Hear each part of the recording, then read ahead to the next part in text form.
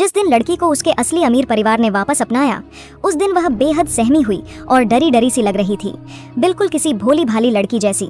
उसकी यह हालत देखकर घमंडी नौकरानी को लगा कि यह तो आसानी से दबाई जा सकने वाली कमजोर लड़की है। इसी गलतफहमी में रात को उसने जानबूझकर लड़की के लिए बेहद गर्म नहाने का पानी तैयार किया, ताकि अपनी पाली हुई बेटी की तरफ से इस असली बेटी को सबक सिखा सके।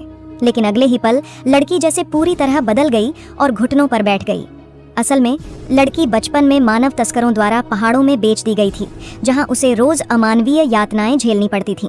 जिस रात उसकी जबरन शादी तस्कर के बेटे से कराई जा रही थी, उसी रात उसके भीतर दूसरा व्यक्तित्व जाग गया। उसी क्षण उसने तस्करों के पूरे परिवार का अंत कर दिया, जिसके बाद उसे जेल भेज दिया गया। सजा पूरी होने के बाद उसके असली माता पिता आखिरकार उसे ढूंढ पाए और उसे अपने घर ले आए। लेकिन घर में पहले से रह रही गोद ली हुई बेटी को उसका आना बिल्कुल पसंद नहीं था। उसने चोरी छिपे नौकरानी को लड़की को सबक सिखाने का आदेश दिया। उसे यह बिल्कुल नहीं पता था कि हर रात ठीक 12 बजे लड़की का दूसरा व्यक्तित्व जाग जाता है और तब वह एक निर्दयी और निडर बदले की रानी बन जाती है। उस वक्त लड़की ने नौकरानियों से सच्चाई उगलवा ली। उसकी डरावनी शख्सियत देखकर दोनों नौकरानियां बुरी तरह डर गईं और सच बता दिया कि यह सब गोद ली हुई बेटी के इशारे पर किया गया था।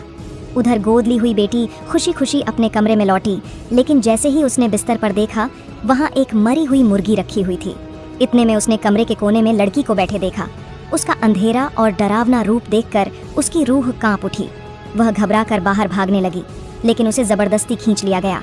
फिर लड़की ने कैंची उठाई और एक एक करके उसके सारे बाल काट दिए। वह रात गोद ली हुई बेटी के लिए कभी न भूलने वाला डरावना सपना बन गई।